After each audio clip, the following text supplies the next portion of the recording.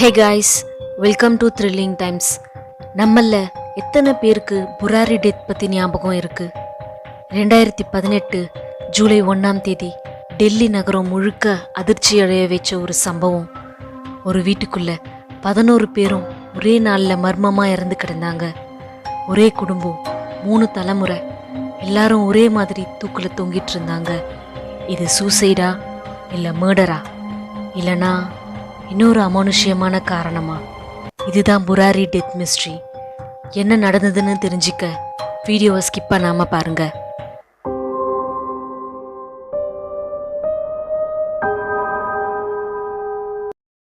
பாட்டியா குடும்பம்னு அழைக்கப்படும் சுந்தாவத் குடும்பம் ஹரியானால இருக்க தொஹானாங்கிற அவங்க சொந்த ஊரை விட்டுட்டு புராரி சான் நகர்ல ஒரு 3 மாடி வீட்டில் சுமார் 20 வருஷமா வாழ்ந்துட்டு வராங்க. அந்த குடும்பம் அவங்க வீட்டுக்கு கீழேயே ஒரு மளிகை கடையும் அப்புறம் அதே ஸ்ட்ரீட்டில் ஒரு பிளேவுட் பிஸ்னஸும் பண்ணிட்டு வராங்க. குடும்ப தலைவரான போபால் சிங், அவரோட மனைவி நாராயணி தேவி, இவங்களுக்கு 3 பசங்க. கணவனை இழந்த அவங்களோட மகள் பிரதிபா பாட்டியா, மூத்த மகன் பவனேஷ், இளைய மகன் லலித். இவங்க பசங்க 3 பேர், அப்புறம் அவங்களோட பசங்கன்னு மொத்தம் 3 தலைமுறையா அந்த வீட்டில் ரொம்ப சந்தோஷமா வாழ்ந்துட்டு வராங்க. 2007 குடும்ப தலைவரான போபால் சிங் இயற்கையான காரணத்தினால இறந்து போயிடுறாரு. அவரோட இறப்பு மொத்த குடும்பத்துக்கும் பேரிழப்பா இருந்துச்சு. ஏன்னா மொத்த குடும்பத்தையும் அவர் தான் வழி நடத்திட்டு வந்தாரு இவ்வளோ காலமா. அவர் இறந்ததுக்கு அப்புறம் படிப்படியா நிறைய பிரச்சனைகளை பர்சனலாகவும் ஃபினான்ஷியலாகவும் சந்திக்கிறாங்க பாட்டியா குடும்பம். ஒரு நாள் பிளேவுட் பிஸ்னஸ்ல நடந்த ஒரு பெரிய பிரச்சனையால லலித்தை உள்ள வச்சு பிளேவுடையெல்லாம் எரிச்சிட்டு போறாங்க. அந்த பிரச்சனைக்கு அப்புறம் மன ரீதியாகவும் உடல் ரீதியாகவும் பாதிக்கப்படுறாரு லலித். அந்த இன்சிடென்ட்டுக்கு அப்புறம் லலித் யார்கிட்டையும் பேசுறதில்ல. அந்த இன்சிடென்டால அவரோட குரல் வளம் பாதிக்கப்பட்டிருந்துச்சு. இப்படியே கொஞ்ச நாள் போயிட்டு இருந்துச்சு. ஒரு நாள் லலித் திடீர்னு வந்து அவங்க குடும்பத்துக்கிட்ட பேசுறாரு. அதுவும் அவரோட அப்பாவோட குரல்ல பேசுறாரு. என்னன்னா, அப்பாவோட ஆன்மா தன்னோட பேசுறதாவும் அது ஒரு நல்ல வாழ்க்கையை அடையறதுக்கான வழிகளை தனக்கு அறிவுறுத்துறதாவும் தன்னோட குடும்பத்துக்கிட்ட சொல்றாரு லலித். லலித் ரொம்ப நாள் கழிச்சு பேசுறத குடும்பம் மொத்தமும் ஷாக்கிங்கா பாக்குறாங்க. அதுலயும் அவர் சொல்ற விஷயம் அவங்களுக்கு இன்னும் ஷாக்கிங்கா இருந்துச்சு. என்னதான் மொத்த ஃபேமிலியும் எஜுகேட்டடா இருந்தாலும் லலித் சொல்றது எல்லாருக்கும் கன்வின்சிங்கா தான் இருந்திருக்கு. அன்னில இருந்து அவரோட அப்பாவோட ஆன்மா சொல்றதா எல்லாத்தையும் ஒரு டைரியில எழுதி வச்சுட்டு வராரு லலித். யாரு எப்படி இருக்கணும், எப்படி நடந்துக்கணுங்கிறத கூட அதுல எழுதி இருந்துச்சு. இப்படியே சில நாட்கள் போக படிப்படியா அவங்க குடும்பம் முன்னேறிட்டு வருது. லலித் சொன்ன இடத்துல இன்வெஸ்ட் பண்ண அவரோட அண்ணாக்கு பிசினஸ்ல அதிக லாபம் கிடைக்குது. அவர் சொன்ன படிப்பை படிச்ச பசங்களுக்கு நல்ல இடத்துல ஜாப் கிடைக்குது. இப்படி நிறைய பாசிட்டிவான விஷயங்கள் தொடர்ந்து நடந்துட்டு வருது. இதெல்லாம் நடக்க நடக்க குடும்பம் முழுசா லலித் சொல்ற எல்லா விஷயங்களையும் கண்மூடித்தனமா நம்ப ஆரம்பிச்சாங்க. தன்னோட அப்பா திரும்பவும் கிடைச்சிட்டாருன்னு நம்புறாங்க. அப்போதான் அவங்க குடும்பத்துக்குள்ள ஒரு புது ஆள் வர பாக்குறாங்க. அதாவது லலித்தோட அக்கா பொண்ணு பிரியங்காக்கு கல்யாணம் ஏற்பாடு பண்றாங்க. இவங்க இறந்து போறதுக்கு 11 நாட்களுக்கு முன்னாடி தான் பெரிய அளவுல கிராண்டா என்கேஜ்மெண்ட் நடந்திருக்கு. ஆனா ஜூலை 1, 2018 காலை 7:15 மணி இறந்தவங்க ஒருத்தரோட மார்னிங் வாக்கிங்க்கு வழக்கமா போற பக்கத்து வீட்டுக்காரரான குர்சரன் சிங் சுந்தாவத் வீட்டுக்கு போறாரு. காலையில வாக்கிங்க்கு லலித் வராததாலையும் அவங்களோட கிராசரி ஷாப் க்ளோஸ் ஆயிருக்கிறதையும் கவனிச்சாரு. ஏன்னா வழக்கமா 5லேருந்து 5:30 மணிக்குள்ளார ஷாப் ஓபன் பண்ணிருவாங்க. கடைக்கு வந்த பால் பாக்கெட் எல்லாம் எடுக்காம கிடக்கு. வெளியில எங்கேயாச்சும் போறதா இருந்தா கூட பால் வியாபாரி கிட்ட பால் வேணான்னு சொல்லிட்டு தானே போயிருப்பாங்க. என்னாச்சுன்னு தெரியல அப்படின்னு ஃபோன் பண்றாரு. ஆனா ஃபோன் அட்டன் பண்ணல. அவங்க வீட்டில் வளர்க்குற டாக் கொலைக்கிற சத்தம் மட்டும் அவருக்கு கேக்குது. அவங்க வீட்டுக்கு போய் காலிங் பெல் அடிக்கலான்னு பாக்குறப்போதான் நோட்டீஸ் பண்றாரு. கதவு உள்ள லாக் எதுவும் பண்ணல, சும்மா சாத்திருக்கு. வெளியில இருந்து எவ்வளவு கூப்பிட்டும் ஒரு சத்தமும் இல்லாததால கதவை திறந்து வீட்டுக்குள்ள போய் பார்க்கறாரு. அவர் கண்ட அந்த காட்சி அவருக்கு பேரதிர்ச்சியை கொடுத்துச்சு. ஏன்னா அவர் வாழ்க்கையில் இப்படி ஒரு காட்சியை இது வரைக்கும் அவர் பார்த்ததே இல்லை. அவர் பார்த்ததை அக்கம் பக்கம் எல்லார்கிட்டையும் சொல்கிறாரு. எல்லாருமா சேர்ந்து போலீஸ்க்கு இன்ஃபார்ம் பண்ணுறாங்க. போலீஸ் வந்து கூட்டத்தை கலைக்கிறாங்க.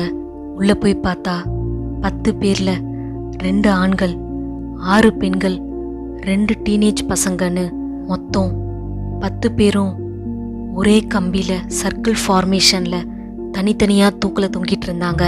அவங்களோட கண்கள் கட்டப்பட்டிருந்துச்சு, காதுகள் பஞ்சால அடைச்சிருந்துச்சு, வாயில டேப் போட்டி இருந்தது. எல்லாரோட கைகளும் கால்களும் ஒரு கயிறால லூஸா பின்னாடி கட்டப்பட்டிருந்துச்சு. 80 வயதான நாராயண தேவி இன்னொரு ரூம்ல கீழே இறந்து கிடந்தாங்க. அவங்க கழுத்தை நெரிச்சு கொல்லப்பட்டதா தெரிஞ்சிச்சு. மொத்தம் 10 பேரும் ஹாலில் இருக்க ஒரே கம்பியில 11 பைப்பில் தனித்தனியாக தொங்கிட்டு இருந்தாங்க. அவங்க வீட்டில் வளர்க்குற டாக் டாமி மட்டுமே வீட்டில் உயிரோடு இருந்துச்சு. மொட்டை மாடியில் இருக்கிற சங்கிலியால் அது கட்டப்பட்டு இருந்துச்சு. உடல்நலம் சரியில்லாத அந்த டாகை மீட்டு நொய்டாவில் இருக்க ஸ்டே அனிமல்ஸ் ஹோமில் சேர்க்குறாங்க. போலீஸ்க்கு இது மர்டரா இல்லை சூசைடான்னு ரொம்ப குழப்பமாக இருந்துச்சு. ஆனால் இன்வெஸ்டிகேட் பண்ணதில் பொண்ணோ பொருளோ எதுவுமே திருடு போல. போஸ்ட்மார்ட்டம் ரிப்போர்ட் வந்ததில் யாரும் யாரையும் அட்டாக் பண்ண மாதிரி தெரியல. ஆனாலும் முதல்ல போலீஸ் இதை ஒரு மர்டராக நினச்சி தான் இன்வெஸ்டிகேட் பண்ணிட்டு வராங்க. அவங்க வீட்டு முழுக்க சோதனை பண்ணதில் ஒரு உடன் கபோர்டில் இருந்து 11 டைரிஸை கண்டுபிடிச்சி எடுத்தாங்க. 2007 2018 வரை அந்த டைரியை மெயின்டைன் பண்ணிட்டு வரதா போலீஸ் கண்டுபிடிச்சாங்க. Everyday dates, task, spiritual instruction, even punishment notes கூட அதில் எழுதியிருந்துச்சு. அந்த டைரியில் இதுவரை நடந்த சடங்குகள் அண்டு இப்போ நடந்த சம்பவம்னு எல்லாமே எழுதியிருந்துச்சு. அது மட்டும் இல்லை, அந்த டைரியில் எழுதுனது போல தான் எல்லாமே நடந்திருக்கு. கை கால்கள் கட்டப்படணும், வாய் டேப் போட்டு ஒட்டணும், காதுகள் பஞ்சால அடைக்கப்படணும்னு கூட அதில் எழுதியிருந்ததா அந்த கேஸை விசாரித்த அதிகாரி அலோக் குமார் சொன்னார். அந்த டைரியில் பத் தபஸ்யான்னு ஒரு ரிச்சுவல் எழுதியிருக்கு. அதுதான் அவங்களோட ஃபைனல் ரிச்சுவல். பத் தபஸ்யானா பேனியன் ட்ரீ பூஜா. அதில் எழுதியிருந்ததை தமிழில் சொல்கிறேன் கேளுங்க. பாப்பா சொன்னார், ஒரு நியூ பூஜா பண்ணணும் ஃபேமிலியோட க்ரோத்துக்காக. யாரும் பயப்படக்கூடாது. கண்ணை மூடிட்டு இந்த பூஜாவை ஸ்ட்ராங்காக பிலீவ் பண்ணுங்க, நல்லது நடக்கும்னு எழுதியிருக்கு. குடும்பங்கிறது ஒரு ஆலமரம் போல. நெக்கில் ரோப் கட்டி தொங்குறது அதோட விழுதுகள் போல இருக்கணும்னு ஒரே கம்பியில் 11 பைப்பில் தனித்தனியாக தொங்கணும். லிப்ஸில் டேப் போட்டு சீல் பண்ணணும். ஸோ நம்மளோட எனர்ஜி வீணாகாது. ஹேண்ட்ஸ் அண்ட் லெக் கட்டியிருக்கணும். ஸோ பூஜா எந்த மூமெண்ட்டாலையும் டிஸ்டர்ப் ஆகக்கூடாதுன்னு அதில் எழுதியிருக்கு. இது மாதிரி பண்ணுறது மூலயமா நம்ம அப்பாவோட ஆன்மாவை சந்திக்கலானோ, அது மூலயமா நம்ம மோட்சம் அடையலானோ, அவர் நம்மளை காப்பாற்றுவார்னு எழுதியிருக்கு. இந்த ரிச்சுவலுக்கு அப்புறம் எல்லாரும் அவங்கவுங்க கைகளை அவுத்துக்கலானோ, மறுபடியும் ஹாலில் மீட் பண்ணலானும் போட்டிருந்துச்சு அந்த டைரியில். இதை வச்சு பார்க்கும்போது யாரும் சாவை எதிர்பார்த்து இதை பண்ணலைன்னு தெரிய வருது. ஹேண்ட் ரைட்டிங் எக்ஸ்பர்ட்ஸை வச்சு ஆராய்ச்சி பண்ணதில் most of the handwriting லலித்தோடதுன்னு கன்ஃபார்ம் பண்ணுறாங்க. மற்றதெல்லாம் பிரதீபாவோட பொண்ணு பிரியங்கா, பவனேஷோட பொண்ணு நித்து, அப்புறம் லலித்தோட ஒய்ஃபு சன்னுன்னு எல்லாரும் கொஞ்சம் கொஞ்சம் எழுதியிருக்காங்க.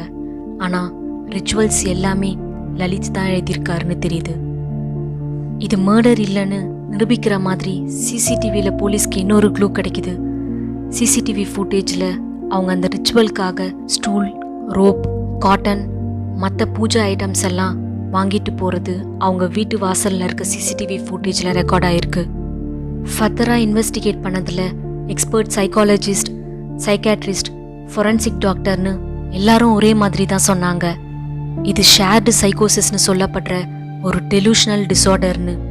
இந்த மனநோயால் பாதிக்கப்பட்ட லலித் அவரோட அப்பா வாய்ஸ் கேட்குறதா அவர் ஸ்ட்ராங்காக அவரே கற்பனை பண்ணிக்கிட்டாரு.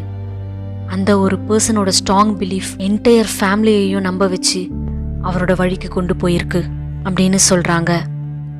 இந்த கேஸ் 2018 ஸ்டார்ட் ஆச்சு. ஆனால் அஃபிஷியலாக போலீஸ் க்ளோஸ் பண்ணது October 2021 Delhi police crime branch closure report submit பண்ணாங்க. அதை டெல்லி கோர்ட்டுக்கு அனுப்புனாங்க. இந்த கேஸை வச்சு ஒரு ஸ்டோரியே எடுத்து நெட்ஃப்ளிக்ஸில் த ஹவுஸ் ஆஃப் சீக்ரெட்ஸ்னு அக்டோபர் 2021 ரிலீஸ் பண்ணியிருக்காங்க. டெல்லி கிரைம் பிரான்ச்சோட க்ளோஷர் ரிப்போர்ட்டில் கிளியராக மென்ஷன் ஆயிருந்தது நோ ஃபவுல் ப்ளே ஃபவுண்ட் அப்படின்னு. அப்படின்னா no murder, no external attack and no outsider involvement அப்படின்னு மென்ஷன் பண்ணியிருக்காங்க. It was a case of accidental death during a religious ritual that's influenced by Lalit Bhatia அப்படின்னு கேஸை close பண்ணாங்க. அதாவது இந்த கேஸ் ஒரு மூட நம்பிக்கையால் நடத்தப்பட்ட சடங்குனால் ஏற்பட்ட ஒரு ஆக்சிடென்டல் டெத், இதை இன்ஃப்ளூயன்ஸ் பண்ணது லலித் பாட்டியா அப்படின்னு முடிக்கிறாங்க. இந்த கதையை கேட்ட பொதுமக்கள் எல்லாருக்கும் ஒரே கேள்விதான், எப்படி ஒரு எஜுகேட்டட் ஃபேமிலி இப்படி ஒரு பிலீஃபை நம்பினாங்க, இந்த ரிச்சுவல் எல்லாம் ஃபாலோ பண்ணாங்க அப்படின்னு. இந்த கேஸில் இருந்து நான் தெரிஞ்சுக்கிட்டது என்னன்னா, இந்த உலகத்தில் ரொம்ப பயங்கரமான பேய்னா அது நம்ம மைண்டுக்குள்ளே தான் இருக்குன்னு தோணுது. Sometimes the scariest ghost live inside our own mind. இந்த வீடியோவை பற்றின உங்களோட கருத்துக்களை கமெண்ட்ஸில் போடுங்க. அண்ட் இது போல் வீடியோஸ்க்கு நம்ம சேனல் த்ரில்லிங் டைம்ஸை சப்ஸ்கிரைப் பண்ணி எங்களுக்கு சப்போர்ட் பண்ணுங்கள். தேங்க்ஸ் ஃபார் வாட்சிங்.